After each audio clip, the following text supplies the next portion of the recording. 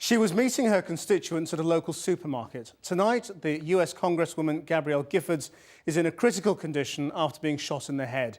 A gunman went on the rampage, killing 6 other people in a matter of minutes. Among them, a 9-year-old girl and a US federal judge.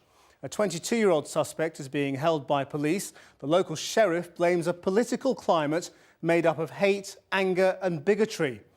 The shooting took place in the city of Tucson in the southwestern state of Arizona. A warning, there is flash photography in this report from Andy Davis. It is not yet known why a man walked into an Arizona car park at 10 o'clock yesterday morning and shot an American politician through the head and then turned on the crowd beside her, firing apparently indiscriminately. The police have named this man as the suspect, 22-year-old Jared Lee Loughner. He lived just a few miles away with his parents, it was claimed. If he was the gunman, he has apparently said little as to why he did it. But this single act of violence is now being blamed by some in America as the inevitable consequence of an increasingly toxic national political climate. When you look at unbalanced people, how they respond to the vitriol that comes out of certain mouths about tearing down the government, the anger, the hatred, the bigotry that goes on in this country is getting to be outrageous.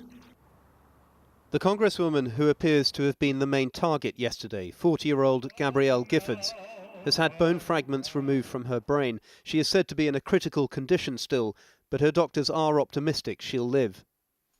Well, let me tell you about politics. This is the 3rd time that we're here. The first time Widely admired, Giffords, whose husband is an astronaut, is described as a rising star of the Democratic Party.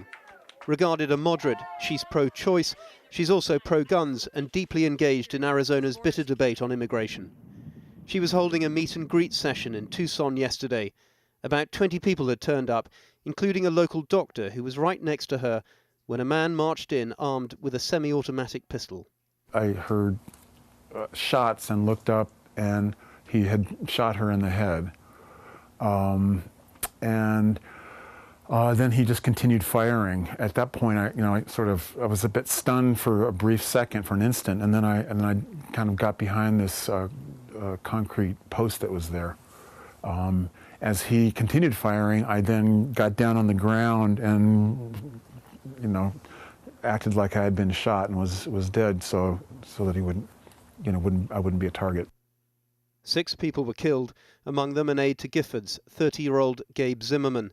So too Arizona's 63-year-old Chief Federal Judge John Roll, and a little girl who'd recently been elected to her school's student council and had wanted to meet her congresswoman. Christina Taylor Green, 9 years old and born on September the 11th, 2001. Hers was one of the faces featured in the book Faces of Hope, Babies Born on 9/11. Federal agents and deputy sheriffs are working around the clock to learn as much as possible, gather the facts, determine why someone would commit such a heinous act, and whether anyone else was involved. This afternoon, the FBI said it expected to bring charges against Loughner, an Army reject who dropped out of college reportedly after being suspended for what was termed code of conduct violations. The police said he was known to them and described him as unstable. On YouTube, a Jared Lee Loughner from Tucson posted this as his favourite video, against a soundtrack of Let the Bodies Hit the Floor. A masked man burns an American flag in the desert. On his profile, where he lists Animal Farm and Mein Kampf among his favourite books, there are links to various, largely incoherent postings of his. In My Final Thoughts, he accuses the government of brainwashing the people by controlling grammar. Elsewhere he talks of creating a new currency and appears obsessed with literacy. Left-wing commentators have been quick to cite Republican rhetoric over the hugely controversial issue of healthcare reform as having played some role in all of this. Specifically targeted is Sarah Palin, the former vice presidential candidate whose website once placed a series of crosshairs over districts of Democratic candidates who'd supported Obama's healthcare reforms, among them Gabrielle Giffords. And I want to say to Sarah Palin, that if you want to be a leader, you need to step up and take responsibility for what you did. A spokesperson for Sarah Palin has called any attempts to politicize this event, what President Obama called an unspeakable tragedy, as repulsive. But already what happened in Arizona is having an impact on Washington, with Congress announcing that it's postponed a vote on healthcare reform later this week.